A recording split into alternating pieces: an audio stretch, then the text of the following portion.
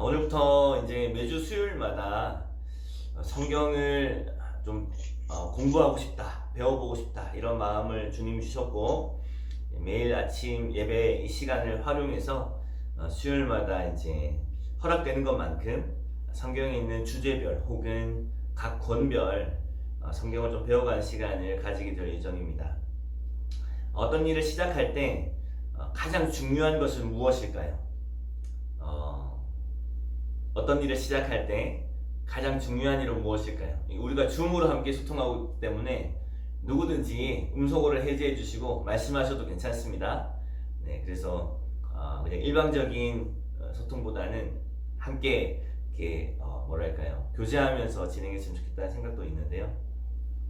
어떤 일을 시작할 때 가장 중요한 것은 무엇일까요?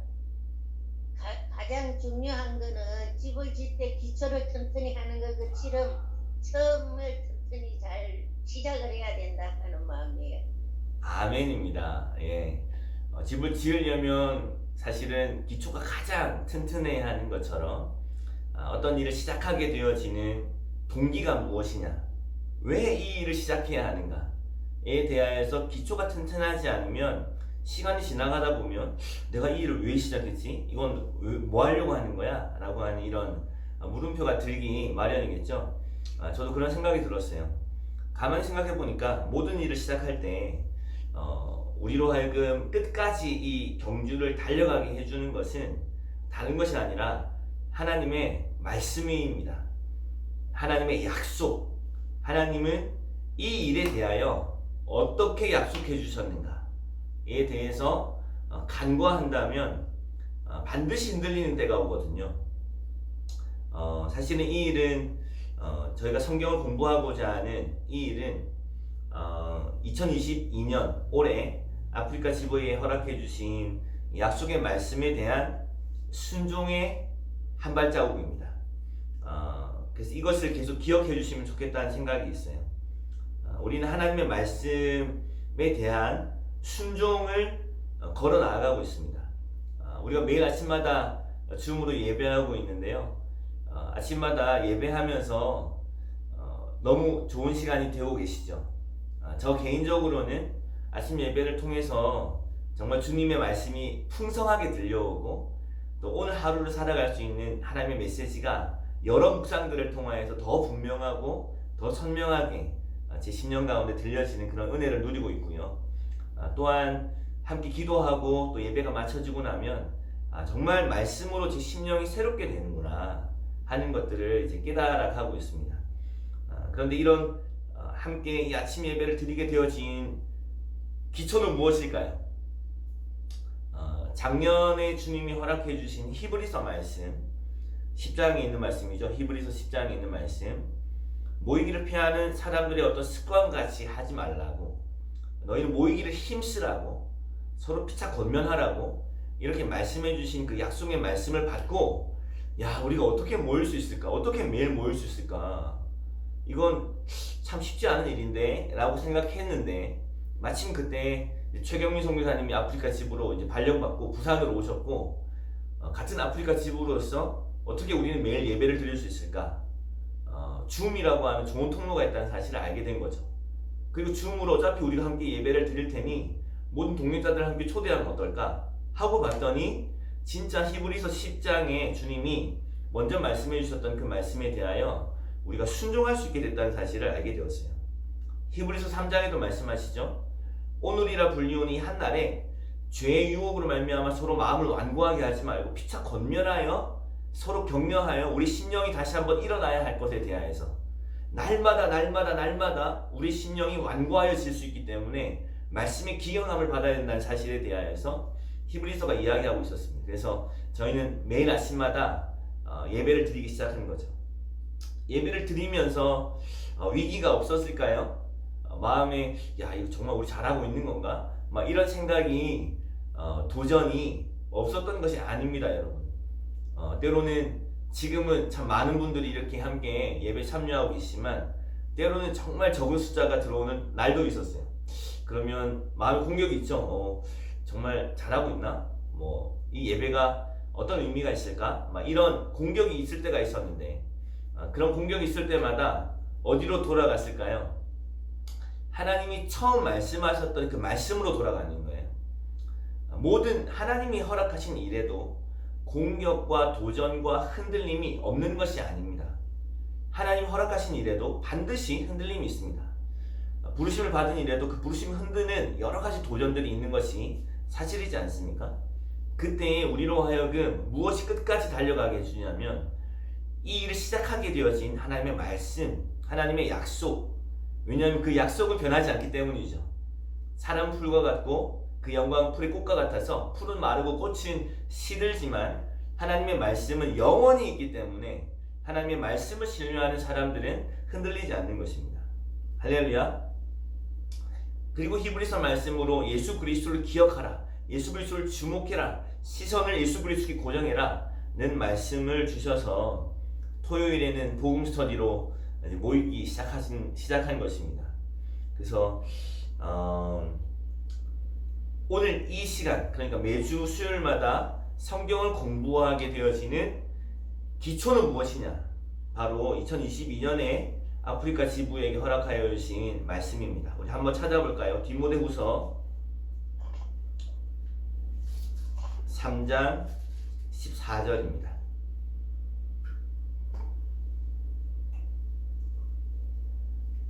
네, 오늘은 그 모든 분들이 화면을 켜주셔도 괜찮을 것 같습니다. 혹시 가능하시다면 화면을 켜주시면은 오랜만에 우리가 얼굴을 함께 또 대할 수 있지 않을까 싶은 생각이 드네요. 네, 허락되시면 말이죠. 자, 디모데후서 3장 14절 함께 읽어보겠습니다. 시작. 그러나 너는 배우고 확신한 일에 거하라. 너는 내가 누구에게서 배운 것을 알며. 아멘. 이 말씀 누가 하신 말씀이죠? 바울이 디모데에게 주었던 말씀입니다. 3장은 이렇게 시작하잖아요. 너는 이것을 알라. 말세에 고통할 때가 이를 것이다. 사람들이 자기를 사랑하며 돈을 사랑하며 자랑하며 교만하며 비방하며 부모를 거역하며 감사하지 아니하며 무정하며 원통함을 풀지 아니하며 사나우며 조급하며. 정말 그런 세상을 점점 더 살아가는 것 같아요. 요즘 이 뉴스에 올라오는 그런 기사들을 보면 너무너무 끔찍하고 무정하고 원통함을 풀지 않고 사납고 자기를 사랑하고 돈 사랑하고 쾌락 사랑하기를 하나님보다 더 사랑하는 이런 일들로만 가득 찬 것 같습니다.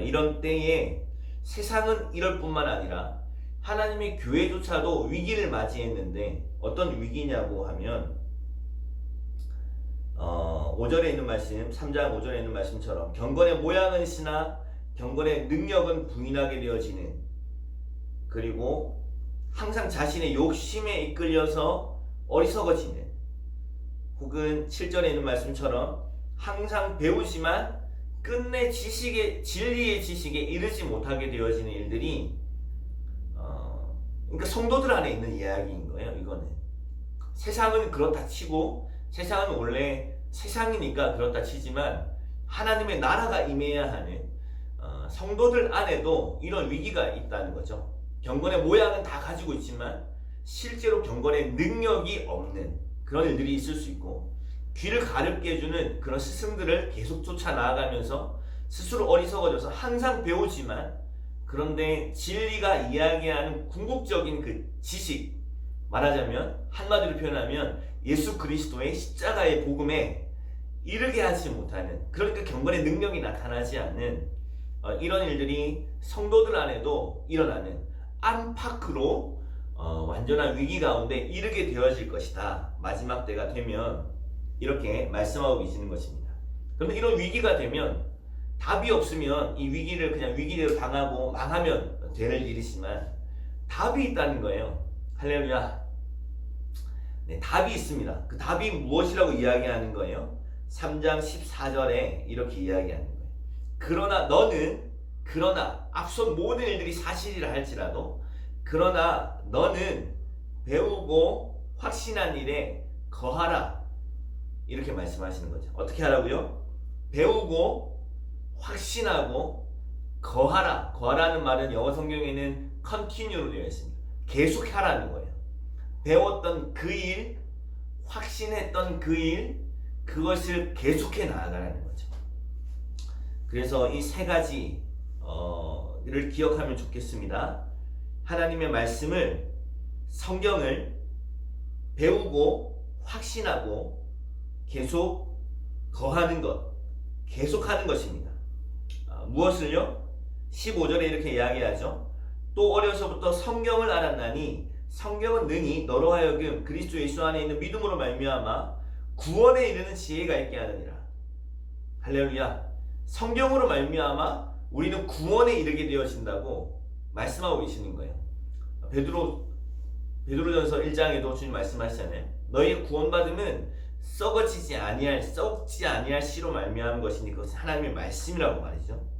그러니까 말씀은 우리에게 구원에 이르게 하는 지혜가 있게 하는 것일 뿐만 아니라 16절 모든 성경은 하나님의 감동으로 된 것으로 교훈과 책망과 바르게 함과 의로 교육하기에 유익하니 이는 하나님의 사람으로 온전하게 하며 모든 선한 일을 행할 능력을 갖추게 하려 함이라.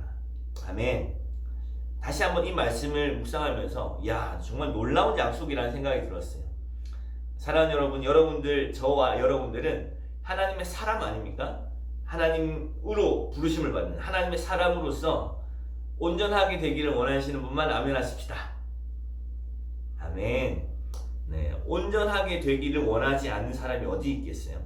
모두가 하나님의 사람으로 온전하게 되고자 하는 그런 열망을 가지고 있을 텐데 무엇이 하나님의 사람으로 하여금 온전하게 해주냔 말이에요. 오늘 성경에서 이야기하고 있는 것처럼 바로 하나님의 말씀, 곧 하나님의 성령의 영감으로 기록되어진 하나님의 성경이 바로 하나님의 사람으로 하여금 온전하게 되어지는 그 일을 하신다고 말씀하고 계시는 거죠. 할렐루야. 뿐만 아니라 하나님의 사람으로 온전하게 되어질 뿐만 아니라 모든 선한 일을 행할 능력을 갖추게 되는 것, 그것이 바로 성경으로 말미암아 가능하다는 것입니다. 오늘도 우리 안에 여러 가지 선한 일을 행하고자 하는 소망과 갈망이 있으나 때로는 모든 선한 일을 행하지 못하는 마음의 원이 있지만 육신이 약하여 하지 못하는 그런 일들이 일어나지 않습니까? 우리 안에 주님이 말씀하시는 것에 대하여 온전하게 순종하고 싶은 그런 열망이 있지 않습니까? 그런데 그런 열망, 모든 선한 일을 행할 수 있게 하는 그 능력을 갖추게 하는 것이 무엇이라고 말씀하십니까? 성경이라는 거예요. 할렐루야.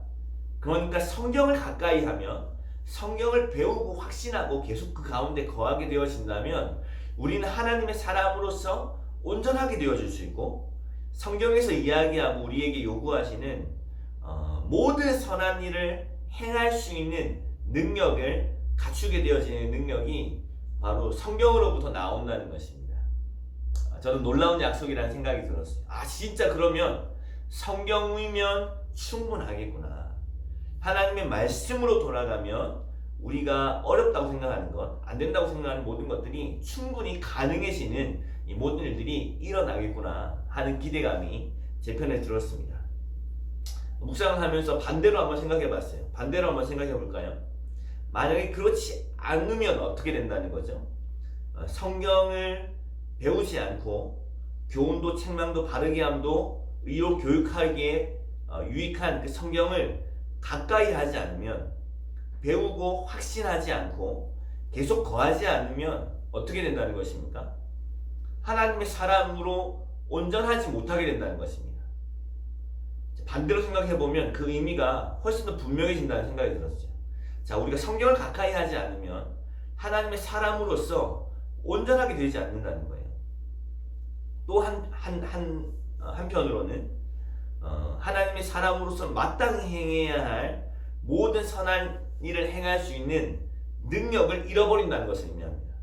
왜냐하면 모든 선한 일을 행할 능력은 성경으로부터 나오기 때문에 성경을 무시하고 성경을 가까이 하지 않는다는 말은요, 모든 선한 일을 하고자 하는 열망은 있지만 궁극적으로 그 선한 일을 결과적으로는 행하지 못하게 된다는 것을 의미하는 거죠. 거꾸로 생각하니까 그 의미와 그 중요성이 더해지는 것 같습니다. 성경을 가까이 하지 않으면 우리에게는 하나님의 사람으로서 온전하게 되어질 뿐만 아니라 선한 일을 행할 수 있는 능력을 잃어버리게 된다고 말씀하고 계시는 거죠. 그렇기 때문에 이 성경을 가까이 하고 배우고 확신하고 계속 거하는 일은요, 하면 좋고 안 하면 아쉬운 이런 이야기가 아니라는 거예요. 하면 야 참 감사한 이야기다, 뭐 안 하는 것보다 하는 게 낫겠지, 이런 이야기가 아니라는 거예요. 반드시 해야만 하는 그리스도인에게 있어서는 너무나도 중요한 일이 무엇이냐면 하나님의 말씀을 대하는 것이며 배우는 것이며 확신하는 것이고 또한 계속해서 거하는 것이라는 거죠. 그래서 디모데후서 4장은 이것이 얼마나 중요한 이야기인지를 이야기해 줍니다. 우리 4장 1절을 한번 읽어볼까요? 4장 1절과 2절을 함께 읽어보겠습니다. 시작. 하나님 앞과 살아있는 자와 죽은 자를 심판하실 그리스도 예수 앞에서 그가 나타나실 것과 그의 나라를 두고 엄히 명하노니 너는 말씀을 전파하라. 때를 얻든지 못 얻든지 항상 힘쓰라. 범사에 오래 참음과 가르침으로 경책하며 경계하며 권하라 라고 바울은 디모데에게 이야기합니다. 디모데는 에베소 교회를 섬기고 있었던, 말하자면 말씀을 가르치는 입장에 있는 사람이었고요. 그렇다면 말씀을 가르치는 사람의 입장에게 항상 말씀을 가르치고 선포하고 전파하라고 말씀하신다면 말씀을 배우는 입장에서는 똑같이 설명할 수 있겠죠. 항상 말씀을 배우라고, 항상 말씀을 확신하라고, 항상 말씀에 계속해서 거하라고 말씀하고 계시는 거죠. 근데 이 말씀이 얼마나 강조하고 있는지 바울이 아마 이렇게 표현했던 적이 있었을까 싶을 만큼 더 이상 표현할 수 없는 최상의 표현을 하고 있는 것입니다. 1절에 하나님 앞과 살아있는 자와 죽은 자를 심판하실 그리스도 예수 앞에서 그가 나타나실 것과 그의 나라를 두고 엄히 명한다, 이렇게 이야기하고 있습니다.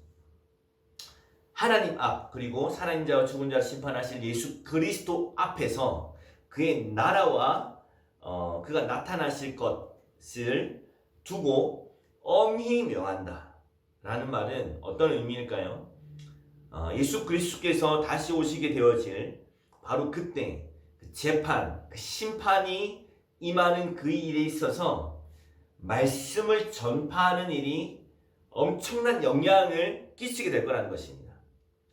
마침내 우리가 만나게 되어질 예수 그리스도, 재림하실 그분이 오셨을 때에 우리 모두 다 심판대 앞에 서게 되어질 텐데, 그때에 우리가 천국 혹은 지옥, 하나님의 심판의 그 결과를 맞이하게 될 것인데, 그 결과를 맞이하게 되어지는 성도들에게 있어서 가장 중요한 것이 바로 하나님의 말씀이기 때문에 이 말씀을 엄히 명하노니 이 말씀을 항상 가르치라고, 때를 얻든지 못 얻든지, 때를 못 얻었다면 때를 만들어서라도 이 말씀을 선포하고 가르쳐야 한다는 사실에 대해서 이야기하고 있는 거죠.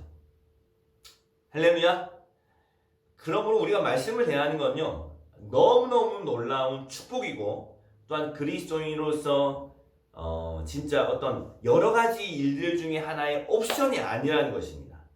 반드시 우리는 하나님의 말씀에 대하여 배우고 또한 확신하며 그 안에 계속해서 거하는 일들을 행해야 된다는 것을 말씀하고 계시는 거죠. 그 후에 있는 4장의 말씀들을 쭉 읽어보면요, 때가 이르리니 사람이 바른 교훈을 받지 아니하며 귀가 가려워서 자기의 사욕을 따를 스승을 많이 두고, 막 이런 일들이 일어날 거라는 거예요.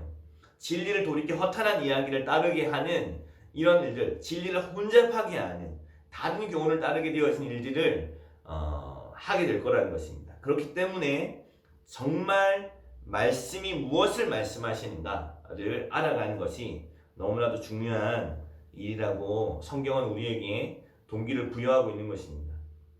지금도 그렇죠. 진리를 혼돈스럽게 하는 일들이 얼마나 많이 일어납니까? 유튜브에 일어나는 일들만 하더라도 사실은요, 그냥 유튜브에 있는 모든 이야기들을 다 듣기에는 정말 진리를 혼잡하게 만드는 이야기들이 참 많습니다. 아주 자극적인 그런 썸네일들과 그리고 우리의 뭐랄까요, 호기심을 자아내는 그런 성경의 이야기를 가지고도 그렇게 하고 있는 일들이 얼마나 많이 있는지 모르겠어요. 얼마나 많은 말씀과 정보의 홍수 속에 살아가는지 모르겠습니다. 그러나 주의해야 할 것은 성경을 알되 정말 성경을 똑바로 아는 것, 그것이 너무나도 중요하다는 것에 대해서 알게 되어집니다. 그래서 첫 번째 이 약속의 말씀을 통해서 우리에게 주시는 바는 이 성경을 알아가는 것은 그리스도인들에게 그리고 하나님의 사람들에게 있어서는 뭐랄까요, 그냥 하나의 주어지는 옵션이 아니라 반드시 해야만 하는 일이라는 사실에 대해서 주님이 저 개인적으로 또 말씀해 주시는 시간이 되었어요. 이것은 다만 신약에만 있는 이야기일까요? 그렇지 않아요. 이 말씀을 또 이 시간을 준비하면서 주님이 한 말씀을 또 생각나게 해주셨는데, 그것은 에스라 7장 10절 말씀입니다. 한번 가볼까요? 에스라 7장 10절 말씀.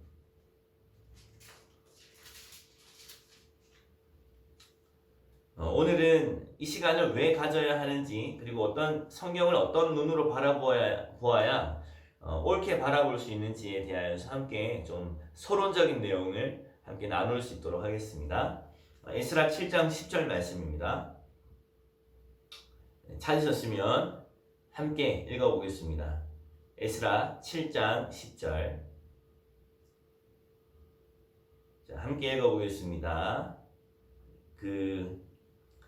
음소거를 다들 해제해 주셔도 될 것 같아요. 음소거 해제해 주시고, 혹시 이제 조금 다른 소리가 나면은 우리 경민송 교사님이 조금 조절해 주시면 좋겠습니다.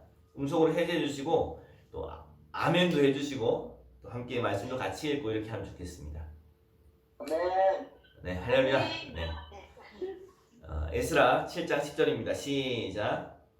에스라가 여호와의 율법을 연구하여 준행하며 율례와 규례를 이스라엘에게 가르치기를 결심하였었더라.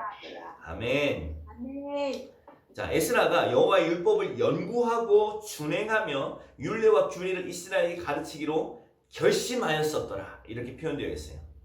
그러니까 에스라는 알고 있었던 거예요. 다시 포로에서 돌아왔잖아요. 에스라가 1차 포로 기환에서 돌아온 사람으로서 성전 건축, 재건축, 그러니까 스룹바벨 성전을 건축하는 일의 핵심 인물이 바로 이 에스라라고 하는 사람이었고, 에스라를 통해서 성전이 건축되었고, 느헤미야를 통해서 성벽이 건축되어지는 이런 일들을 하게 되어지는데요. 돌아온 이스라엘 백성, 그러니까 이스라엘 나라의 회복의 가장 핵심이 무엇인지를 에스라는 알고 있었던 거죠. 그것이 무엇입니까? 하나님의 말씀이었던 것입니다. 그래서 그 하나님의 말씀을 연구하고 준행하며 가르치기를 결심하였다고 이렇게 이야기하고 있어요. 자, 우리에게 필요한 것은 바로 결심입니다. 그냥 한번 해볼까? 수요일날 이렇게 한다니까 한번 들어가서 들어볼까? 물론 이렇게 해서 들어와서 듣는 것도 참 감사한 일이에요. 그렇지만 정말 이 일에 있어서 마음을 다하여 함께 하기 위해서는, 진짜 이 유익을 그대로 받아들이기 위해서는 사실은요, 만남의 법칙은 항상 동일합니다. 날 사랑하는 자들이 나의 사랑을 입으며 나를 간절히 찾는 자가 나를 만날 것이니라. 그를 높이라. 그리하면 그가 너를 높이 들리라. 만일 그를 품으면 그가 너를 영화롭게 하리라. 잠언 8장 17절과 4장 8절에 있는 말씀처럼 만남의 법칙은 동일합니다. 한번 들어볼까 해서 들어와서 듣는 것과 정말 사모함으로 나와서 듣는 것은 완전히 다른 결과를 맞이하게 될 것입니다. 그래서 저도 이 수요일의 시간을 준비하는 일에 상당히 많은 시간을 할애하고 또 마음을 들이기로 결심이 필요하겠죠? 결심이 필요합니다. 그리고 용기가 필요합니다. 오늘 아침에 일어났는데 수많은 공격이 제 머릿속에 있었습니다. 제 마음 안에 있었습니다. 내가 왜 그랬을까? 내가 왜 이 일을 하자고 했을까? 앞으로 어떻게 될까? 나는 과연 이 일을 해나갈 수 있을까? 수많은 공격이 제 안에 있었어요. 그렇지만 오늘도 이 땅이 혼돈하고 공허하며 무질서한 저의 마음 가운데 하나님의 말씀이 임했고 하나님의 말씀이 승리하셨습니다. 할렐루야. 네. 제 안에도, 준비하는 저 안에도 매 순간마다 결심이 필요합니다. 이 일을 반드시 해야만 해. 이 일만이 정말 하나님의 백성들, 하나님의 사람들을 온전하게 하는 일이야. 이 일만이 우리로 하여금 모든 선한 일을 행할 능력을 갖추게 하는 유일한 방법이 바로 이거야. 하나님의 말씀을 가르치는 거야. 하나님의 말씀 앞에 함께 서는 거야. 라고 하는 결심이 제 안에 필요한 것처럼 우리 안에도 함께 이 일이 반드시 필요한 일인 것과 그러므로 우리의 반응은 이 일을 반드시 해야만 한다고 하는 결심이 우리 가운데 필요하다는 것이죠. 할렐루야. 아멘. 왜 결심이 필요합니까? 사단이 이 일을 너무 싫어하기 때문입니다. 하나님의 말씀 앞에 서는 일을 가장 싫어하는 존재가 있으니 그는 바로 사단입니다.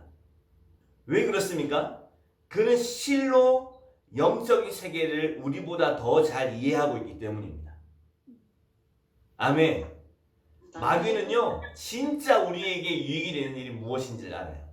그래서 그 일만큼은 못하게 하도록 우리를 방해하는 여러 가지 공격들이 우리의 삶 가운데 실제로 있어 왔고 또한 앞으로도 있을 것입니다.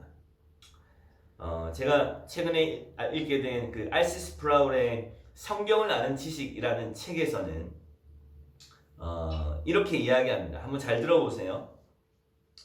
내가 만일 마귀라면 사람들이 성경을 탐구하지 못하게 만드는 것을 첫째 목표로 삼을 것이다. 나는 성경이 하나님의 말씀일 뿐만 아니라 하나님을 알고 사랑하고 섬기도록 사람들을 가르친다는 사실을 알기에 가능한 모든 수단을 동원해 성경을 영적 함정들과 가시 울타리들과 덫으로 둘러치고 사람들을 위협해 쫓아버릴 것이다. 이렇게 이야기하고 있습니다. 그러니까 내가 만약에 사단이라면 이 성경을 배우기만 하면 하나님을 사랑하게 되고 하나님을 따르게 되고 온전한 사람이 되고 모든 선한 일을 행할 능력을 갖추게 되기 때문에 이 성경을 절대 가까이 하지 못하게 만드는 것을 첫 번째 목표로 둘 거라는 거예요.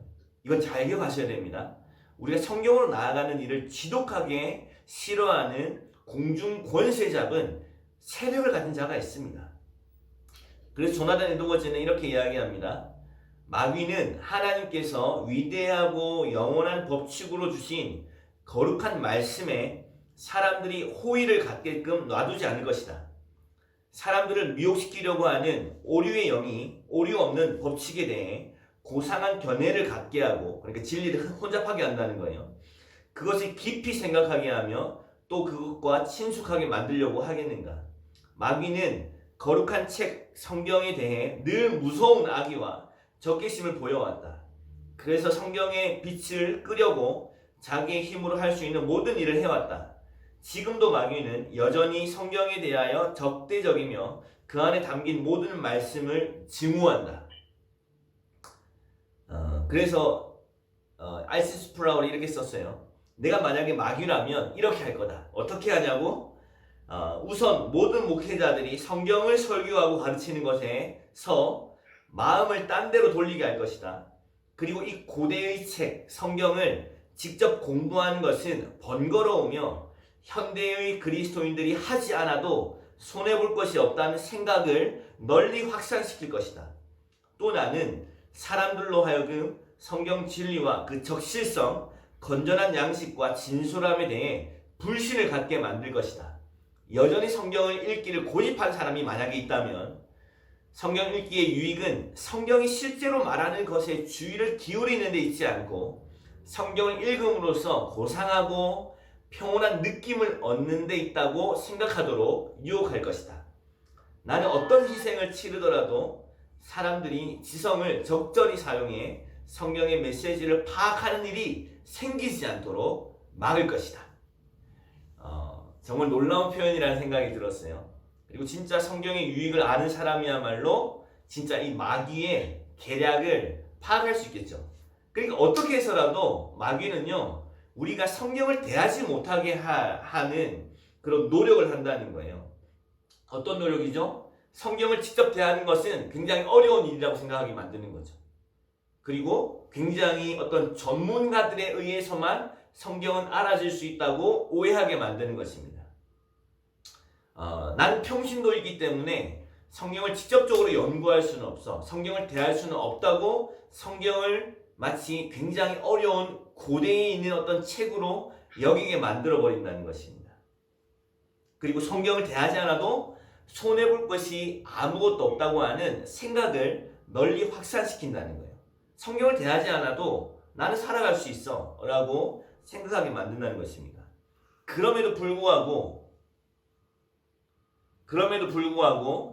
성경을 읽기를 고집하는 사람이 있다면 성경을 읽는 이유는 성경이 정말 무엇을 말씀하시는지 그 내용에 주의를 기울이지 않고 성경을 읽는 느낌에 만족하게 한다는 거예요. 여러분 성경을 읽는 느낌에 만족해 본 적 있으십니까? 나는 오늘도 성경을 10장이나 읽었어. 이런 거 말이죠. 뭘 읽었는지에 대한 내용이 중요한 게 아니라 성경을 읽은 느낌, 마치 숙제를 해낸 것 같은 그런 것에 만족하고 안일하게 만든다는 거죠. 성경의 내용을 주목하지 못하게 만든다는 거예요. 이렇게 생각하도록 유혹하게 할 것이라는 거예요. 사람들이 지성을 적절히 사용하여 성경의 메시지를 파악하는 일이 절대 생기지 않도록 사단은 노력할 거라는 것입니다. 그러므로 우리에게 필요한 것은 무엇입니까? 성경을 읽으로 말미암아 와 나는 오늘도 진짜 대단한 사람이야. 성경을 이렇게 많이 읽다니 이런 느낌 말고 말이죠. 왜냐하면 이건 완전 저의 이야기였어요. 오늘 이렇게 내가 성경을 많이 읽었네. 그런데 돌아보면 성경의 내용을 잘 파악하고 있지는 못한 일들이 종종 제 삶 가운데 일어났다는 것을 이 글을 읽으면서 알게 되었어요. 이게 진짜 사단이 원하는 거구나. 느낌과 감정에 만족하는 거.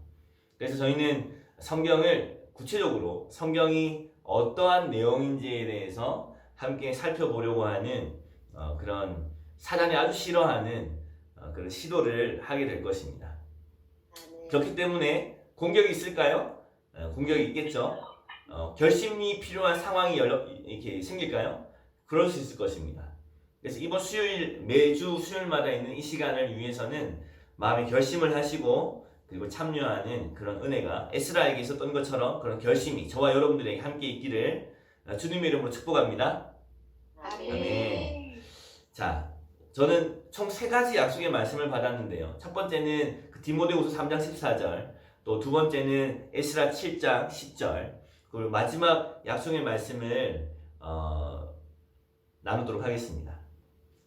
그래서 제 마음 안에는 지금 연초부터 계속 시작되었던 부담은 무엇이냐면 말씀을 공부해야 되겠구나, 성경을 공부해야 되겠구나, 그리고 공부하고 싶은 제 안에 있는 열망이 막 일어났어요.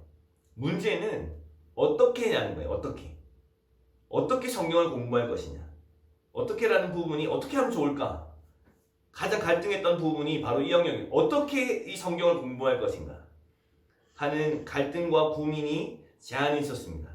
한참 고민하고 갈등하던 중에 묵상의 순서에 따라서 묵상을 해오다가 민수기 22장에 이르게 되었는데요. 민수기 22장을 묵상하던 그날 아침에 주님은 잔잔한 음성으로 제 마음 가운데 말씀해 주셨습니다. 우리 민수기 22장을 함께 보겠습니다. 마지막 3번째 약속의 말씀입니다. 민수기 22장 28절입니다.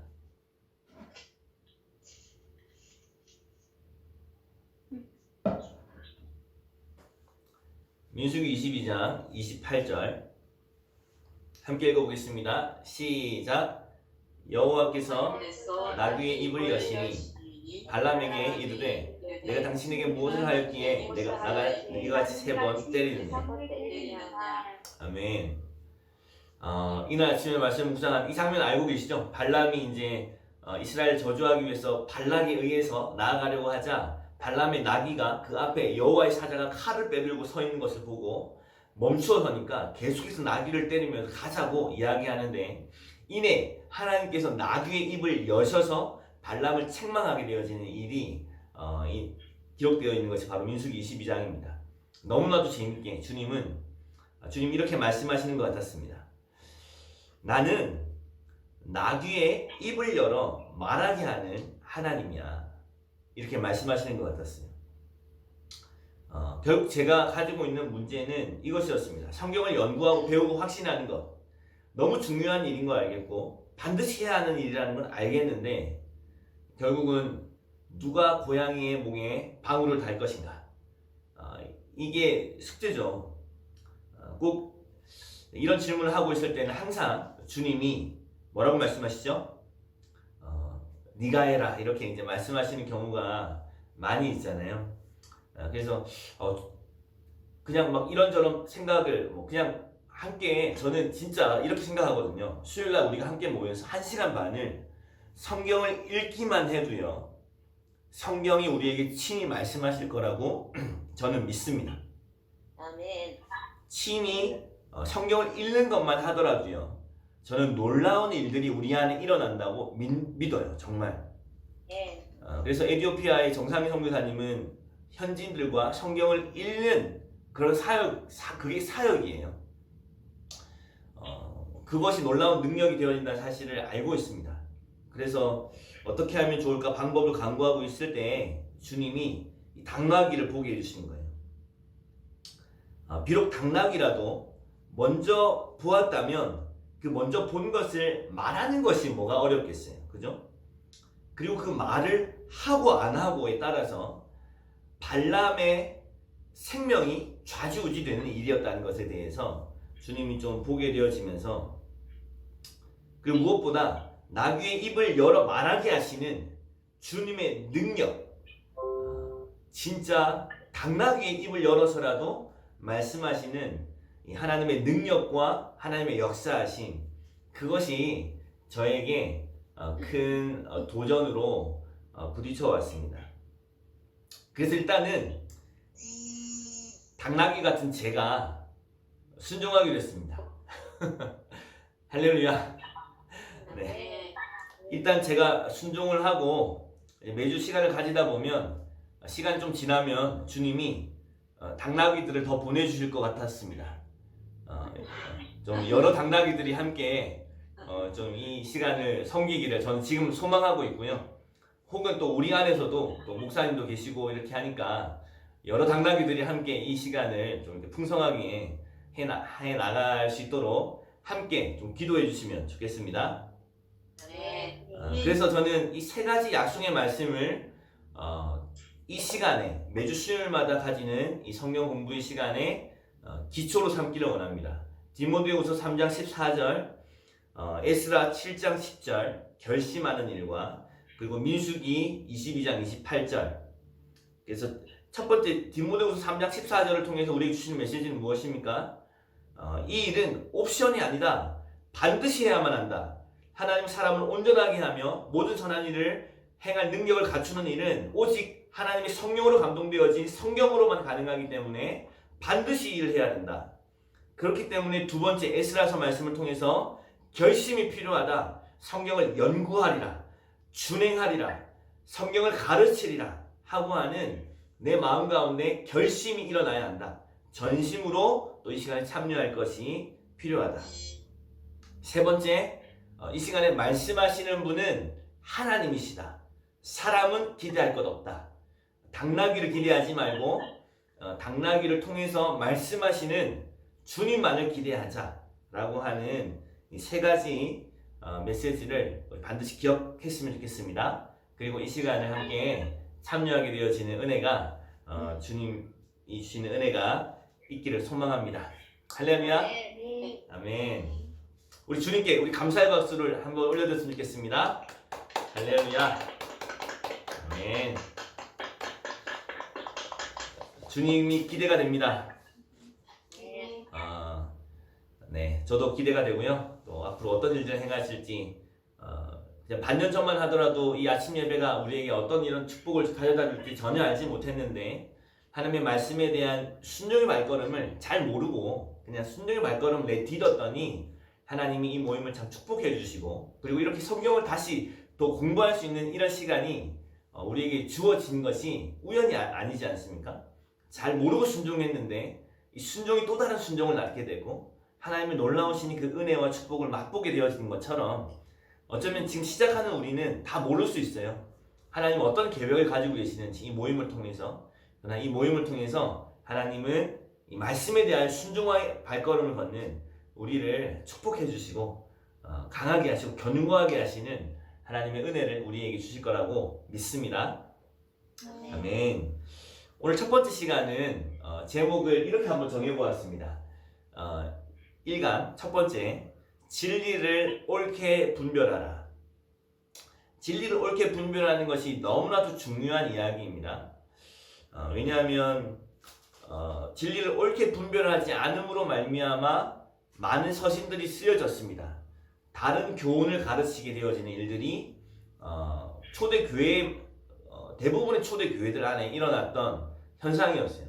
다른 교훈을 가르치거나 거짓 선생들이 나와서 돈을 얻고자 하는 목적으로 혹은 율법을 지키게 만들고 혹은 할례를 행하게 만들면서 복음과 믿음으로 구원을 받는다고 하는 십자가 복음의 진리를 혼탁하게 만드는 일들을 사실은 2000년 전부터 계속되어졌던 사단의 공격이었습니다. 그러니까 그들의 배후에는 정확하게 영적인 세력이 있는 거죠. 이 복음의 진리를 직면하게 하지 못하게 하고 싶은 이 사단의 공격이 있었던 것입니다. 그래서 디모데후서 2장 15절에 나와 있는 표현입니다. 이 표현은 제가 읽어드릴게요. 디모데후서 2장 15절에는 이렇게 표현되어 있습니다. 너는 진리의 말씀을 옳게 분별하며 부끄러울 것이 없는 일꾼으로 인정된 자로 자신을 하나님 앞에 드리기를 힘쓰라. 저는 이 말씀을 볼 때마다 C.T. 스터드가 생각이 납니다. C.T. 스터드는 정말 하나님 앞에 인정받는 일꾼이 되기를 원했어요. 그는 그의 자서전에서 이렇게 이야기합니다. 나는 하나님 앞에 스쳐 지나가는 그런 일꾼 되고 싶지 않다. 나는 하나님께 인정받는 일꾼이 되기 원한다. 실제로 로마서 16장에 나오는 바울의 동역자들을 보면 그리스도께 인정받은 일꾼이라고 하는 표현도 등장합니다. 정말 하나님 앞에 인정받고 싶은 그런 마음이 C.T. 스터드에게 있었던 것입니다. 여러분들도 그런 마음 있으십니까? 나는 하나님 앞에 갔는데 맞아! 하나님께 인정받는 바로 그 일꾼 말이죠. 하나님의 사람이 되고 싶은 마음이 있잖아요. 하나님께 인정받는 일꾼이 되는 방법이 여기 나와 있는 거죠. 어떻게 하면 하나님께 인정된 일꾼이 될 수 있는지 여기 이렇게 말씀하십니다. 너는 진리의 말씀을 옳게 분별하며 부끄러울 것이 없는 일꾼으로 인정된 자로 자신을 하나님 앞에 드리기를 힘쓰라. 이렇게 말씀하고 있습니다. 그래서 진리를 어떻게 옳게 분별할 것인가, 성경을 어떻게 우리는 바라볼 것인가에 대한 관점에 대한 이야기를 첫 번째 시간에 함께 나누고자 합니다. 그리고 다음 시간에는 우리는 이제 시간이 많이 필요하기 때문에 먼저는 이제 신약 성경을 한 권씩 이렇게 살펴보게 될 텐데요. 다음 주에는 신약 전체가 가지고 있는 의미, 새 언약에 대하여 함께 큰 그림을 먼저 그리고 그 다음 주부터 이제 마태복음부터 신약을 이렇게 쭉 한 권씩 살펴보려고 합니다. 오늘은 성경 해석에 대한 이야기를 잠깐 해볼게요. 진리를 어떻게 하면 지금까지 수많은 사람들이 진리를 그릇되게 해석하는 그런 일들이 있어 왔고 지금도 여전히 그런 신학을 한다고 하는 사람들조차도 그런 일들을 많이 하고 있습니다. 제가 성경을 이렇게 조금 공부한다고 유튜브를 찾아보니까 요한복음을 좀 참고하고 싶어서 요한복음에 대한 그런 정보를 좀 찾아보려고 영상을 보는데 어떤 분은 꽤 조회수도 있고 좀 지명도도 있는 분인 것 같지만 요한복음을 거의 성경을 보지 않고 강의한도 없이 이렇게 강의를 요한복음 여기저기를 이렇게 거의 다 외우는 것처럼 이렇게 강의를 하실 수 있는 분이셨습니다. 그런데 그분이 초반 한 30분 정도를 쭉 설명하시는 주제가 무엇이었냐면 요한복음의 저자가 사도 요한이 아니라는 거예요. 그래서 저는 너무너무 충격받았어요. 사도 요한이 요한복음을 안 썼다는 말은 그러니까 요한복음의 근간을 다 흔들어버리는 이야기인데 이런 시도를 사실은 신학이라고 하는 이름을 가지고 한단 말이죠. 이렇게 성경 비평이라고 하는 것 때문에 또 그렇게도 이야기하기도 하고 그래서 알시 스프라우는 그렇게 이야기하더라고요. 신학자들이 성경을 뜯어내는 일을 하느라고 바울에게 있어서 바울의 모든 서신을 한 번씩은 다 빼앗았다가 다시 그에게 돌려주었다. 이렇게 이야기를 할 만큼 그 성경의 저자가 바울이 아닌 이유에 대해서 또 막 이렇게 깊이 들여다보는 이런 우리가 굳이 들어가지 않아도 되는 그런 영역들이 있는 것이 사실입니다. 그래서 성경을 어떤 관점에서 우리는 살펴볼 것인가, 그것이 너무나도 중요한 이야기라는 생각이 되어집니다. 우리 요한복음 20장을 한번 볼까요? 요한복음 20장.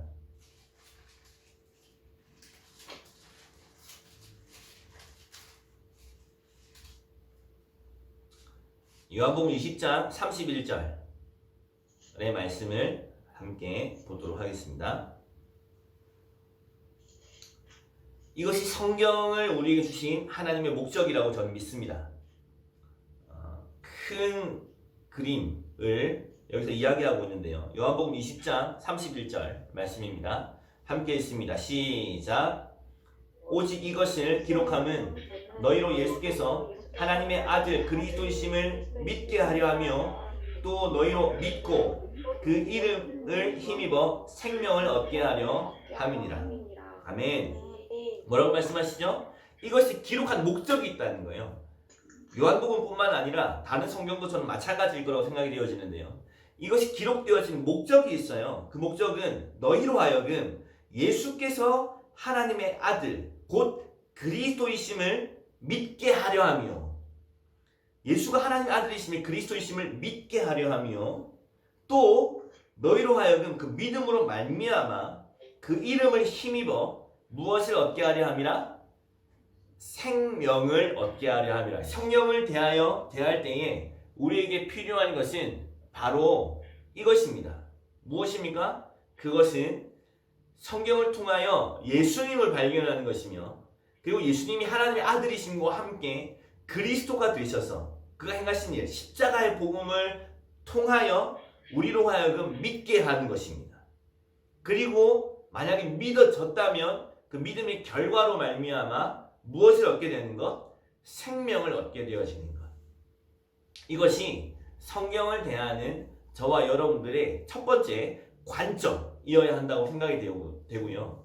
그리고 이것이 진리를 옳게 분별하는 방법이라고 생각이 되어집니다. 할렐루야. 그러므로 얼마나 놀라운 책입니까? 성경은요 우리에게 깨달음을 주는 책이 아닌 거예요. 물론 깨달음도 주겠지만 성경은 우리에게 무엇을 주는 책입니까? 생명을 주시는 책입니다. 할렐루야. 이런 책이 있어요. 이런 책은요 지구 역사상 존재하지 않아요. 읽으면 생명을 얻게 되어지는. 그래서 요한계시록에는 이 책을 읽는 자, 듣는 자, 준행하고 행하여 순종하는 자에게 복을 주실 거라고 하나님의 복을 약속하고 있는 것이 바로 이 성경이기도 합니다.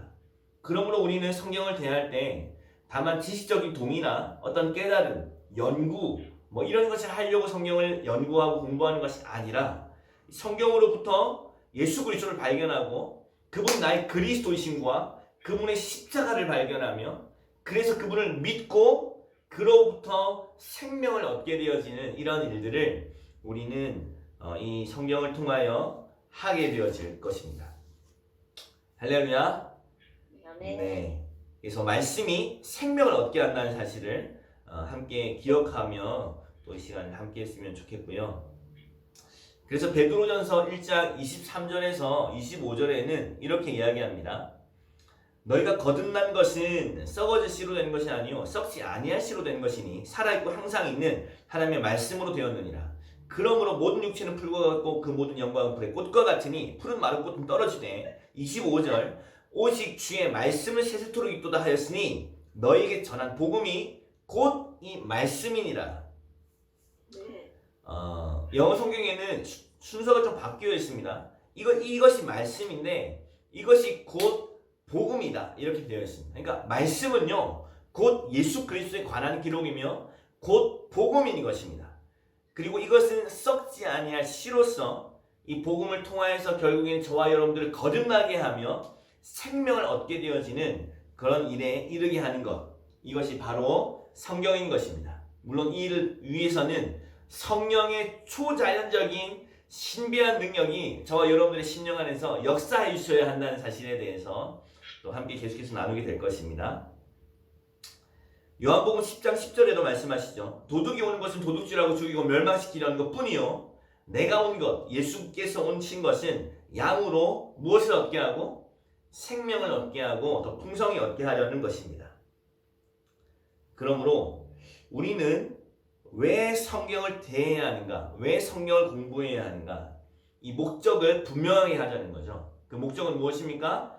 성경을 통하여 그리스도를 발견하고 그리스도 되심을 통하여 우리가 그분을 믿고 믿음으로 말미암아 생명을 얻게 되어진 일들이 일어나야 한다는 것입니다. 그래서 성경을 해석하는 일은 상당히 한편에서는요 너무나도 축복이지만 한편에서는 아주 뭐랄까요 두려운 일이기도 합니다. 왜 그런지 아십니까?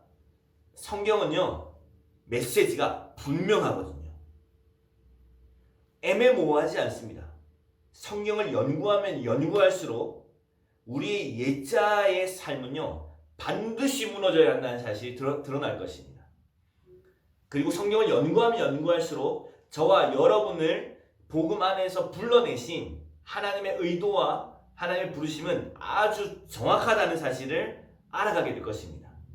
그러므로 우리의 삶을 주님 앞에 드리지 않고는 견딜 수 없는 그런 일들이 우리 가운데 일어나지 않겠습니까? 그렇기 때문에 그걸 원하지 않는 사람들에게는 성경을 연구하는 것은 굉장히 두려운 일이 될 수 있겠죠. 그렇지만 그것을 간절히 사모하는 자들에게는 성경만큼 달콤한 이야기는 없을 거라고 생각이 되어집니다. 아멘. 또 하나의 성경을 대할 때의 위험성은 바로 이거예요. 성경을 대하는 일에 있어서 생명을 얻고 하나님과의 교제가 일어나는 이 일을 배제해두고 성경을 지식적이고 깨달음, 지적 탐욕을 충만케 하는 그런 일들에 자신의 뭐랄까요 성경을 연구하는 일을 계속해 나갈 수 있는 그런 위험이 또한 있기 때문입니다. 그래서 성경을 해석하는 아주 민감한 지점이 있는데 보험기도 신문에 보험기도 신학교 그리고 헤브로 선교대학에 있는 김명호 교수님께서 이런 칼럼을 실으신 것을 제가 본 적이 있습니다. 그 칼럼의 제목은 미묘한 성경 해석학이라는 제목인데요. 제가 한번 읽어볼게요. 그러니까 성경 해석에 있어서 굉장히 미묘한 지점들이 있다는 거예요. 하나님의 말씀은 올바르고 정확하게 혼잡되지 않게 해석되어져야 한다. 코에 걸면 코걸이, 귀에 걸면 귀걸이가 결코 될 수 없다. 아무렇게나 들어가기만 하면 되는 윷놀이판이 아님을 알아야 한다. 첫 번째 성경 해석의 주체. 성경은 인간의 말이 아니라 신적으로 영감된 하나님의 말씀이다. 그분의 영을 통해서 우리는 성경을 깨닫는다. 그분이 영의 빛을 비추어야만 올바른 성경 해석이 가능하다. 따라서 올바른 성경 해석을 위해서는 성령 하나님께 기도가 필수적이다. 성경 해석의 출발점은 하나님에게서 출발한다는 것을 마음에 새기고 항상 그분의 말씀 앞에 무릎을 꿇고 기도로 도움을 구해야 한다. 우리 교만한 마음으로는 절대 성경을 대할 수 없다는 것입니다.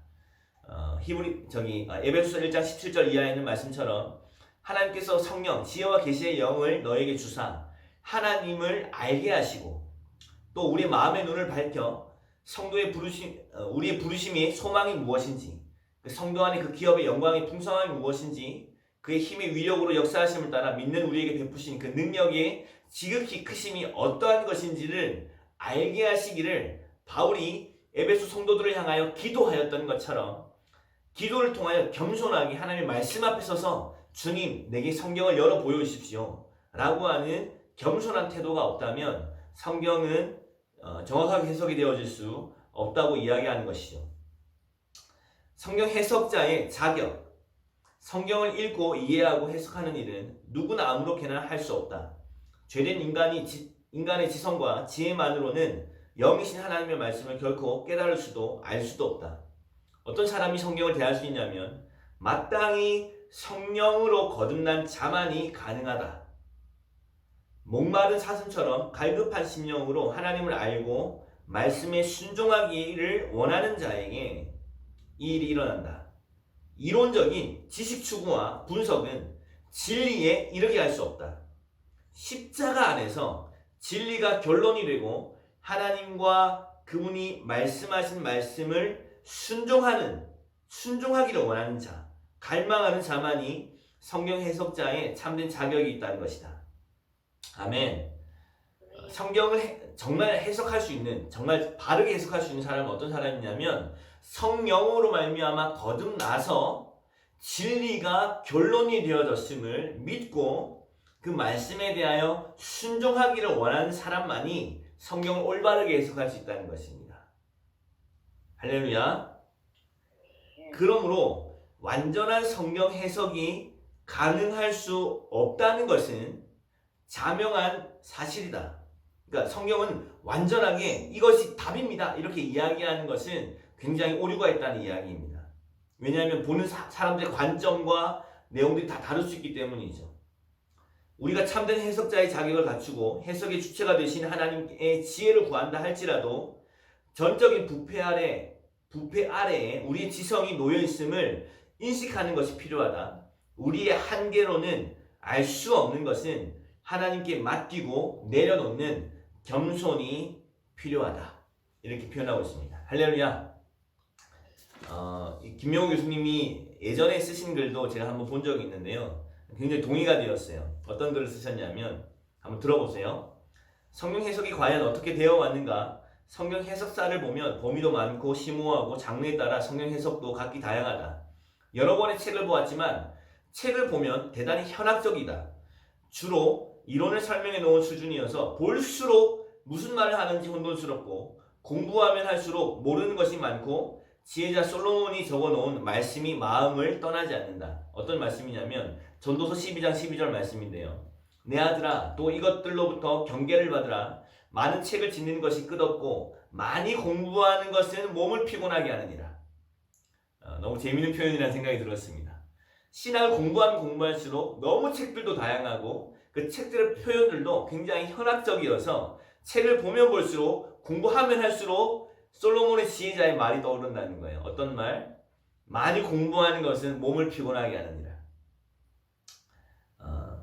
성경에 대한 정보의 양은 엄청납니다. 그 모든 정보를 다 알 수도 없고요. 알 필요도 없다고 저는 생각이 되었습니다. 알아갈수록 그 방대한 내용을 알아가면 알아갈수록 무언가 더 선명해지고 클리어해지는 이런 내용이라기보다는 알면 알수록 늪에 빠져드는 그런 느낌이 드는 것도 사실입니다. 제가 믿음의 삶이라는 강의 주제를 부탁을 받고 믿음이 무엇인지를 조금 알아보려고 책을 이렇게 몇 권 봤는데 책을 보면 볼수록 믿음이 뭔지를 모르겠어요. 이런 일들이 실제로 일어난단 말이죠. 그러면 정말 성경에 대한 어떻게 하면 성경을 알았다, 성경이 말하는 바를 이해했다, 성경을 아는 지식에 우리는 도달할 수 있을까요? 우리 성경을 이 두 가지 방법으로 살펴볼 수 있다고 생각이 되어져요. 첫 번째 방법은 객관적인 방법입니다. 객관적으로 성경을 살펴보는 거예요. 예를 들면 역사적이고 객관적인 관점으로 성경을 살펴보는 것입니다. 모든 성경은 무엇을 가지고 있습니까? 저자를 가지고 있죠. 저자가 있습니다. 물론 아직까지 저자가 밝혀지지 않은 저자 미상의 히브리서 같은 그런 책도 있지만 대부분의 성경은 저자를 가지고 있습니다. 그리고 저자가 있으니까 그 편지를 받는 수신자가 있겠죠. 수신자가 있을 겁니다. 그리고 그것을 기록했던 기록 연대가 있습니다. 기록한 때가 있죠. 그리고 기록한 장소도 있겠죠. 기록 연대와 같은 이런 객관적인 정보들이 있습니다. 그리고 그 편지가 주로 다루고 있는 가치가 있습니다. 가치 혹은 주제가 있겠죠.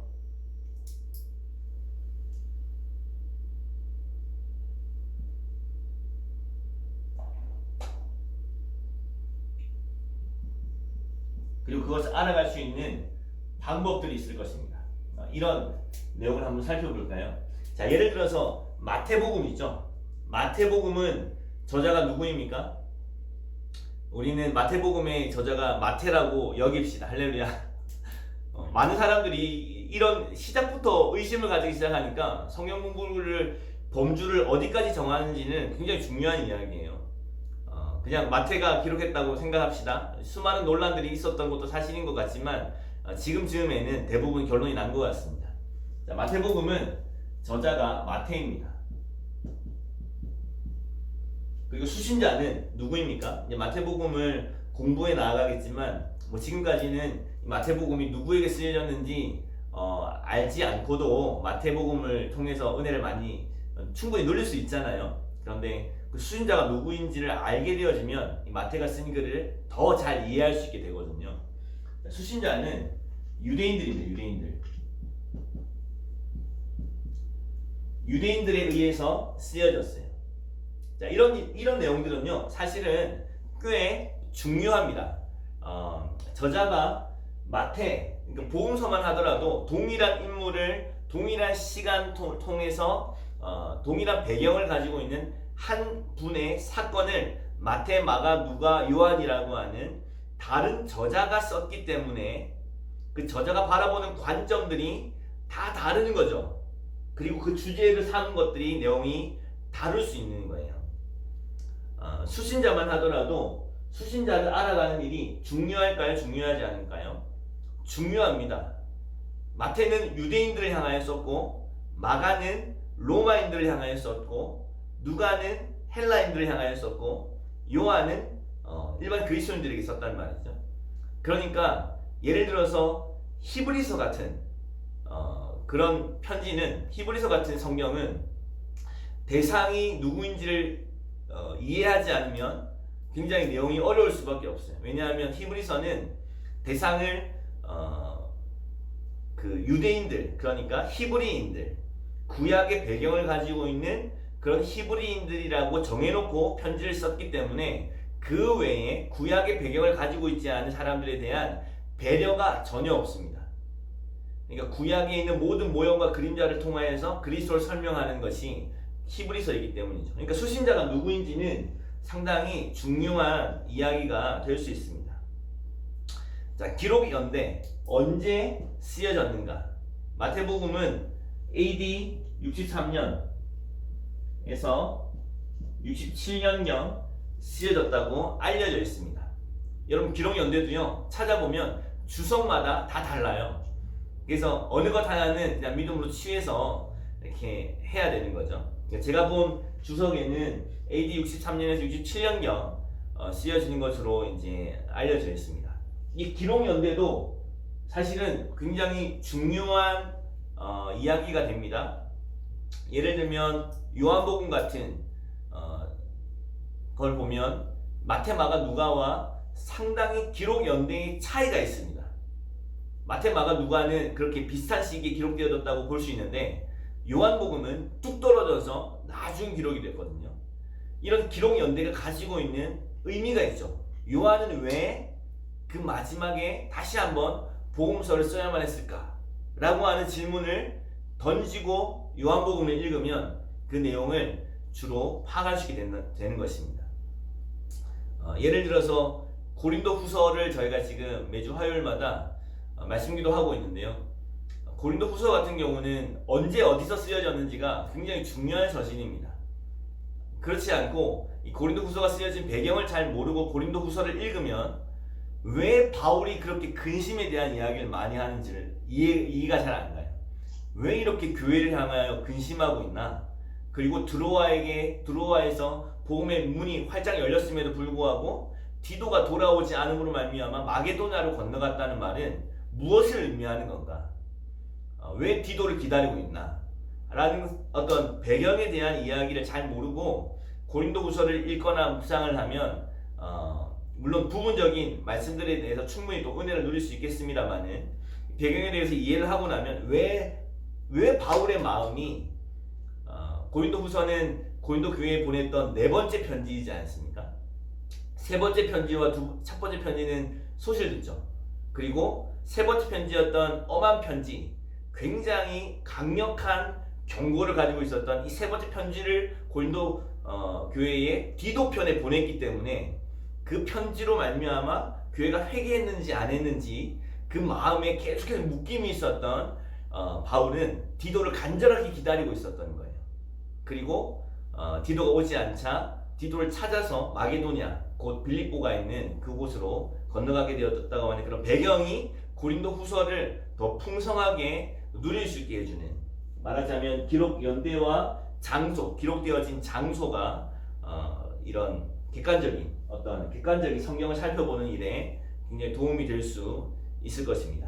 그리고 이 객관적인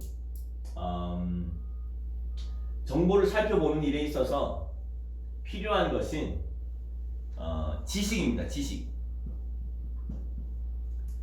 이것은 뭐 깊이 묵상을 해야 알 수 있는 것이 아니라요. 요즘 같은 세대에는 인터넷으로 바로 검색을 해보면 바로 정보가 나옵니다. 마태복음의 기록 연대하면 바로 정보를 알 수 있는 지식만 있으면 됩니다. 그리고 방법은 무엇입니까? 어떻게 하면 이런 정보를 얻을 수 있을까요? 성경 공부를 하면 되죠. 성경 공부라는 방법을 통해서 우리는 이런 지식들을, 객관적인 성경에 대한 정보들을 얻을 수 있게 되어집니다.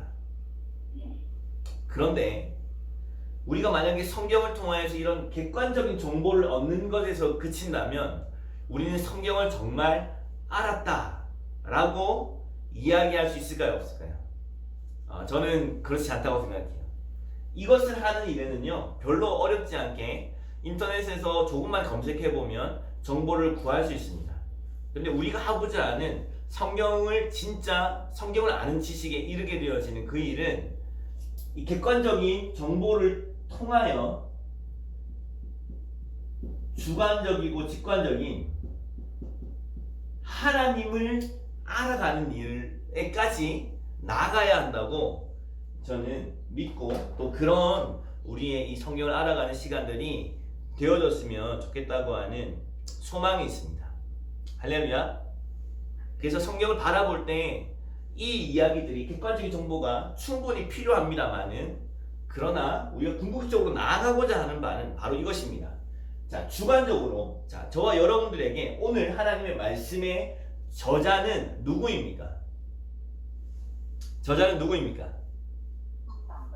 자, 객관적으로는 마태입니다. 마태복음은 마태가 저자입니다. 그런데 저와 여러분들에게 있어서 이 하나님의 말씀을 대할 때 궁극적인 저자는 누구입니까? 하나님이시죠. 하나님께서 성령의 감동으로 말미암아 쓰신 책입니다. 그래서 이 세상에 존재하는 여타한 어떤 책과도 결코 비교가 되어지지 않는 것이 바로 성경이라는 것입니다. 그러니까 성경은 충분히 저는 검증되었다고 생각해요. 어떤 검증? 하나님의 말씀이시며 정확무오하며, 그러니까 틀림이 없다는 거예요. 그리고 이 성경이면 충분하다는 사실을, 그리스도인들을 온전하게 하고 그리고 선한 일을 행할 능력을 갖추게 하는 일에 온전한 것이 바로 성경이라는 사실에 대해서 우리는 의심하지 않습니다. 그것을 의심하면서 들어가는 신학에 대해서 우리는 신학이라고 여기지 않기로 결정하고 이 시간을 시작하도록 하겠습니다. 그래서 저자는 누구입니까? 하나님입니다. 자, 오늘도 한 장의 말씀을 묵상하셨겠지만 그 묵상을 기록한 사람이 있죠. 그 말씀을 기록한 사람이 있지만 그 말씀은 오늘 하나님이 쓰신, 저와 여러분들에게 쓰신 사랑의 편지인 거예요. 할렐루야. 자, 그러면 수신자는 누구입니까? 수신자는 나입니다. 나. 그렇죠? 하나님께서 편지를 쓰셨고 수신을 한 것은 바로 나입니다. 기록 연대는 언제입니까? 네? 오늘 맞습니다.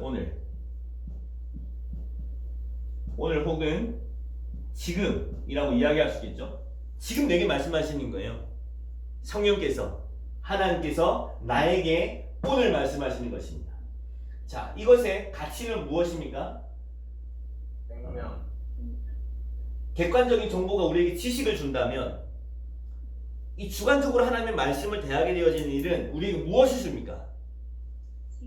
생명, 맞습니다. 하나님과의 교제가 가능하게 하는 거예요. 생명을 주셔서 우리와 교제하기를 원하시는 것입니다. 와, 놀랍지 않습니까?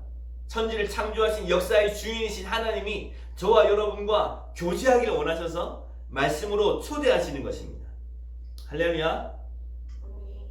방법은 이 객관적인 정보를 취하는 데 있어서는 성경 공부를 하면 된다면 이 주관적으로 하나님을 말씀을 통하여 교제하며 들어가는 우리의 통로는 무엇이 될까요? 네? 기도.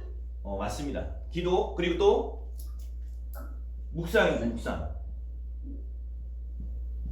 묵상과 기도를 통하여 하나님이 말씀을 통로로 하여 우리로 하여금 하나님을 만나게 하는 그런 일들이 있는 거예요. 할렐루야.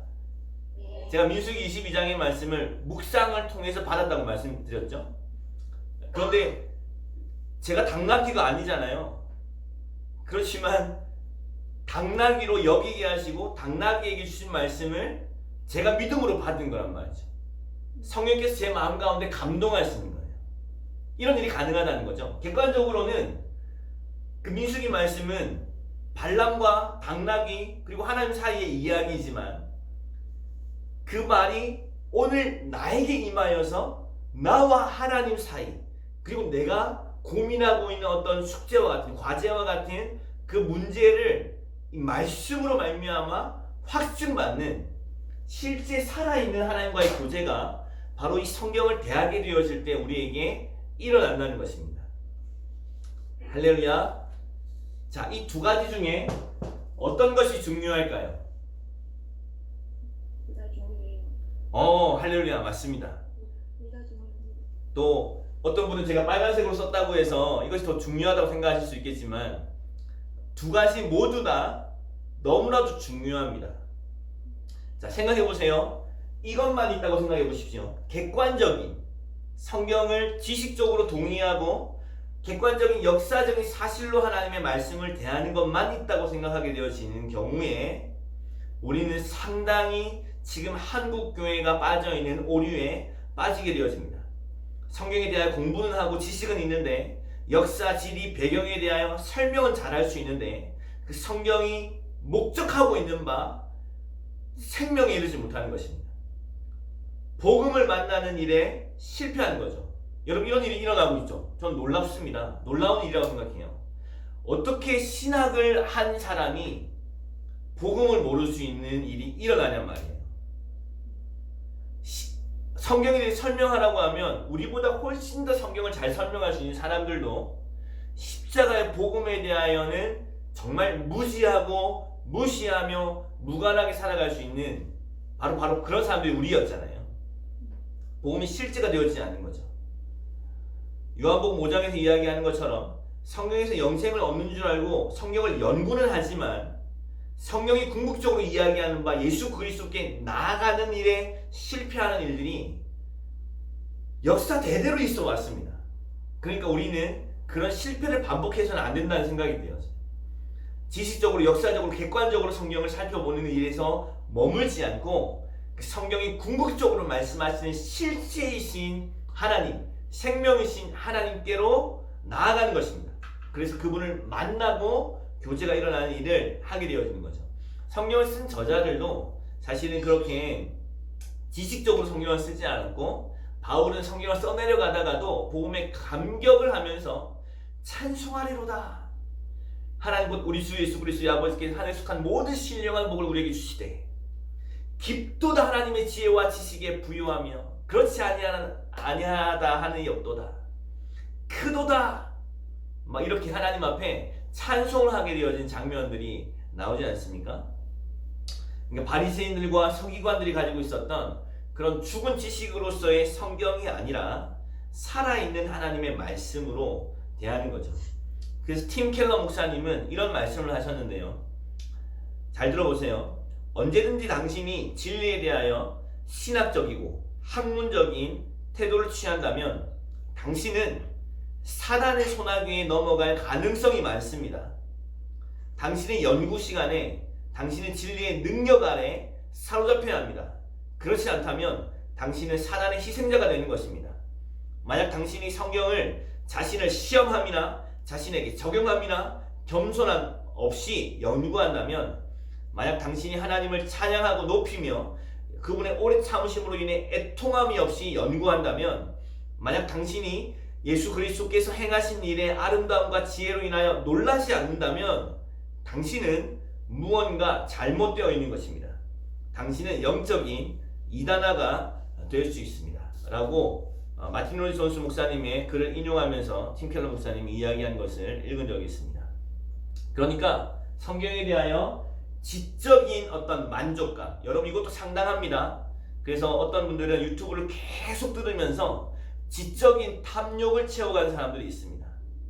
그건 성경에 대한 올바른 반응이 아니라고 저는 생각합니다. 왜냐하면 저 역시도 그런 위험에 여러 번 빠진 적이 있고, 하나님은 그때마다 저를 그 지적 탐욕인 어떤 그 함정에서 건져내어 주시면서 정말 중요한 것이 무엇인지를 말씀해 주셨는데, 그것은 무엇이냐면, 자, 나중에 그것은 결론적으로 말씀드리겠고, 자, 그러면 객관적인 이런 일들만 하는 것도 성경을 올바르게 대하는 일이 아니고요. 이것 없이, 객관적인 내용 없이 주관적으로만 하나님을 대하게 되어지면 어떤 일이 일어날까요? 이런 사람들은 자라가지를 못해요. 자, 히브리서 5장 12절에 이렇게 말씀하십니다. 때가 오래되었으므로 너희가 마땅히 선생되었을 터인데 너희가 다시 하나님의 말씀의 초보에 대하여 누구에게서 가르침을 받아야 할 처지이니 단단한 음식을 못 먹고 젖이나 먹어야 할 자가 되었도다. 멜기세덱에 대하여 오래된 성도들에게 편지를 쓰고 있는 히브리서 기자가 멜기세덱에 대하여 설명하려고 하다가 말을 멈추고, 너희가 벌써 오래되어서 선생이 되었어야 할 터이나 아직까지 단단한 음식을 먹지 못하는 젖이나 먹는 자구나 라고 다시 한번 그들을 뭐랄까요, 자라갈 것에 대하여 권면하는 말씀이죠. 이런 뭐랄까요, 객관적인 성경에 대한 알미 없이는 자라가는 일이 굉장히 더디게 되어지는 것을 제가 보게 되어져요. 혹은 이 주관적인 내용만 가지고 있는 사람들이 가질 수 있는 오류는 자꾸 직통계시를 받는 거예요. 객관적인 내용이 없이 하나님 내게 말씀하셨기 때문에 나는 이런 일을 해야 한다 는 어떤, 물론 하나님이 그런 감동을 주실 수 있지만 그러나 좀 균형이 잡혀있지 않은 그런 모습들을 보게 되어진다는 것입니다. 그래서 오늘 저희는 이제 매주 수요일마다 가급적 이 두 가지 사이에서 균형을 가지려고 합니다. 이 두 가지는 말씀해 주신 것처럼 모두 너무너무 중요한 내용들입니다. 모두 너무너무 우리에게 필요한 내용들입니다. 우리가 묵상을 하는 일에 있어서 저는 성경을 한 번, 두 번, 세 번 이렇게 묵상을 이제 처음부터 끝까지 해 나가면서 성경을 알아가게 되어지고 성경의 내용을 이해하게 되어지는 것만큼 묵상은 더욱더 풍성해지는 거예요. 그렇잖아요? 그런데 혹은 제가 말씀기도 하면서 어떤 지체가 스가랴서를 묵상하고 있었는데요. 스가랴서에 대제사장 여호수아가 나오지 않습니까? 그런데 그 여호수아와 그 여호수아서의 그 여호수아가 같은 인물이라고 생각하는 그런 묵상을 들어본 적이 있어요. 물론 하나님은 우리가 어린아이 같을 때 그런 모든 것들을 이렇게 책망하지 않으시고 받으실 수 있는 그런 사랑의 하나님이시고 여유가 있으시지만 계속 그렇게 해서는 안 되잖아요. 그죠? 계속 그 자리에 머물러서는 안 되지 않겠습니까? 여호수아서의 여호수아와 스가랴서의 여호수아는 다른 인물인 것에 대해서 누군가는 이야기를 해줘야 되잖아요. 본인도 이제 이해를 해야 되고 그런 것들을 이야기하는 거죠.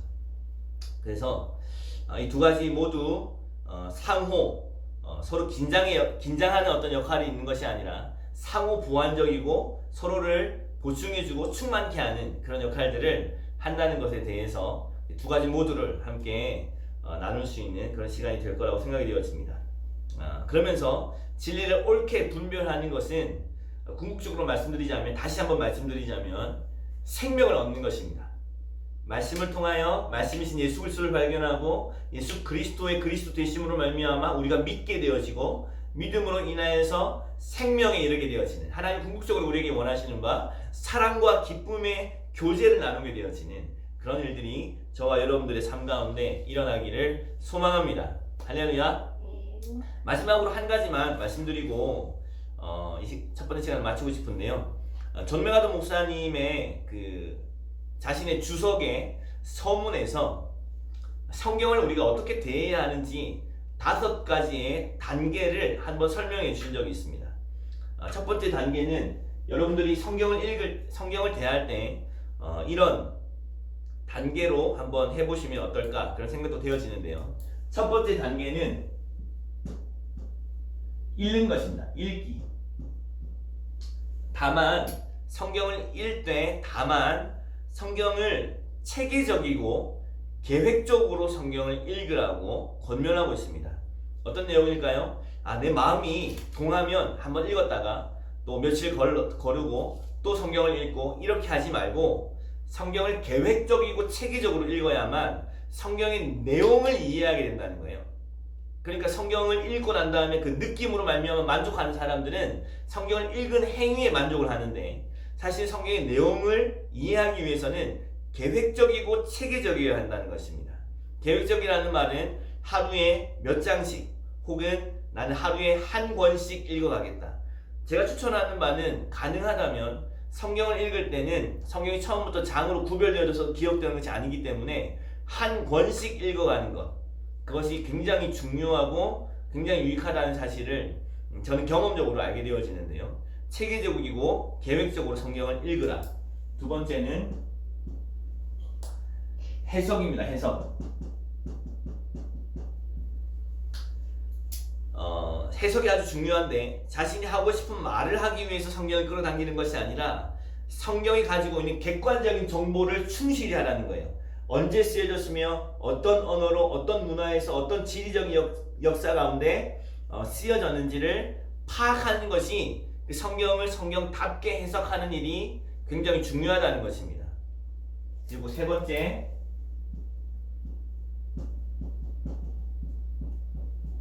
평가. 성경에 대한 참고 서적을 이용할 것에 대해서 권면합니다. 그러니까 내가 해석한 이 내용이 맞는지 여러 사람들의 이미 존재하고 있는 그 정보들의 도움을 받아서 내가 해석한 이 말씀이 맞는지를 확인하라는 거죠. 이미 그런 자료들은 우리 주변에 많이 있으니까 말이죠. 참고 서적을 이용하라고 권면합니다. 그 네 번째, 제가 오늘 말씀드리고 싶은 것은 네 번째입니다. 적용.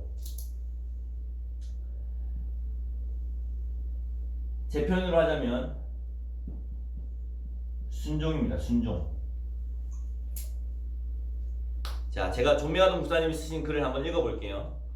하나님의 진리가 지금까지 당신이 믿어오던 것 또는 당신의 삶의 패턴을 바꿀 것을 요구한다고 해도 하나님의 진리를 받아들이는 사람이 되라.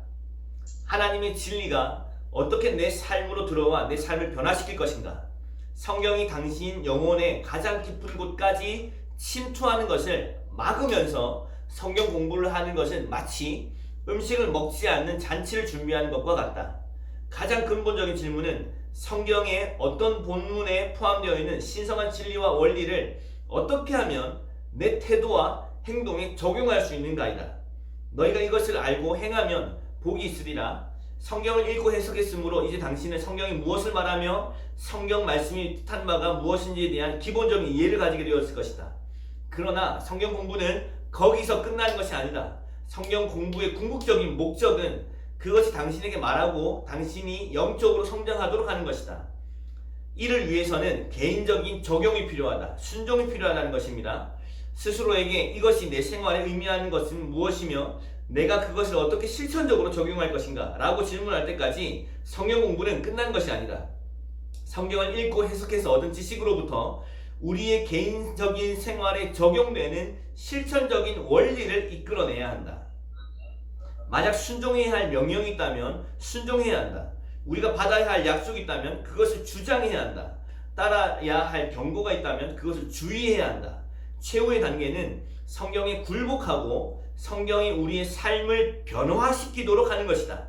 만약 이 단계를 건너뛴다면 결코 성경 공부를 즐기지도 못할 것이며 성경은 절대로 당신의 삶을 변화시키지 못할 것이다 라고 이야기합니다. 그러니까 중요한 것은 무엇입니까? 그 성경의 말씀을 통하여 하나님을 만나는 것이며 하나님 내 삶을 변화시킬 수 있도록 내 마음 가운데 성경에 대하여 순종할 것에 대한 준비를 하는 것입니다. 묵상에 대해서도 저는 마찬가지라고 생각이 되어집니다. 묵상의 결론은 하나님의 말씀에 대한 순종으로 나타나야 한다고, 삶의 변화로 나타나야 된다고 생각이 되어집니다. 순종은 저는 이렇게 생각합니다. 순종이란 하나님 앞에서 지금 드릴 수 있는 적절한 행동입니다. 말씀하시는 하나님 앞에서 지금 드릴 수 있는 적절한 행동을 취하는 것입니다. 그리고 5번째 단계는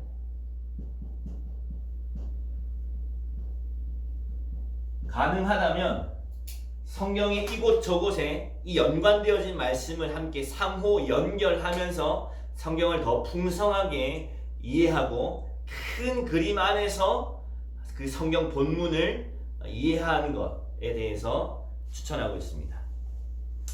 자, 우리 오늘 함께 진리를 옳게 분별하는 법에 대해서 함께 살펴보게 되었는데요. 어렵지 않다고 생각합니다. 자, 우리 말씀은 궁극적으로 말씀이신 예수 그리스도를 만나는 것이라고 말씀드렸습니다. 자, 예수 그리스도는 역사적이고 객관적인 사실입니까? 아멘이죠. 그분이 2000년 전에 실제로 이 땅 가운데 오셨고 죽으시고 부활하시고 승천하시고 지금도 하늘에 보좌에 앉으신 역사적이고 객관적인 사실입니다. 그분이 저자이시며 수신자 기록 연대 다 그분의 설명이 가능하죠. 마찬가지로 그분은 지금도 살아계신 하나님이십니다. 그분은 죽음으로 무덤에 묻혀 계신 분이 아니라 살아계셔서 생명으로 저와 여러분들 안에 살고 계시는 분이십니다. 할렐루야. 그런 것처럼 성경을 통하여 객관적인 예수 그리스도를 발견할 뿐만 아니라 지금 저와 여러분들 안에 사셔서 말씀하고 계시는 그분이신 것을 만나게 되어지는 것, 이것이 성경을 대하는 올바른 태도라고 생각하고, 그 결과는 반드시 주님이 말씀하시는 바에 대하여 사랑과 기쁨으로 순종함을 내어드리는, 그것이 우리가 성경을 올바르게 대하는 첫 번째 태도라고 생각이 되었습니다. 이것이 진리를 옳게 분별하는 일이며, 진리를 옳게 분별하여 하나님 앞에 인정받는 일꾼이 되기 위하여 힘써야 하는 일이라는 것에 대해서 주님이 우리에게 말씀해 주신다고 생각이 되었습니다. 할렐루야. 오늘 첫 번째 시간 진리를 옳게 분별하라는 이렇게 마치도록 하겠습니다. 우리 함께 다 같이 기도하고 주님 앞에 나아갈까요? 이 시간 함께 기도해 주시면 좋겠는데요. 하나님, 이 시간을 허락하여 주신 주님 앞에 감사를 드리십시다. 그리고 하나님, 우리에게 성경을 주셔서 얼마나 감사한지, 하나님 오늘도 향방 없이 싸우지 아니하게 하시고 성경으로 말미암아 하나님의 사람으로서 온전하게 되고 또 모든 선한 일을 행할 능력을 갖추게 되어진 일들이 우리 안에 있게 하여 주십시오.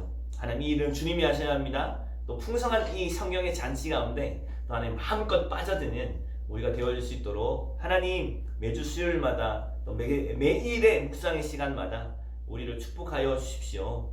이 시간 함께 이 시간 주님 앞에 올려드리고 함께 또 약속의 말씀 생각하면서 주님 주신 마음으로 함께 기도하고 우리 마치는 기도를 우리 최경미 선교사님이 해주시면 감사하겠습니다. 함께 기도합니다. 사랑하는 하나님 아버지, 주님 감사와 찬송을 주님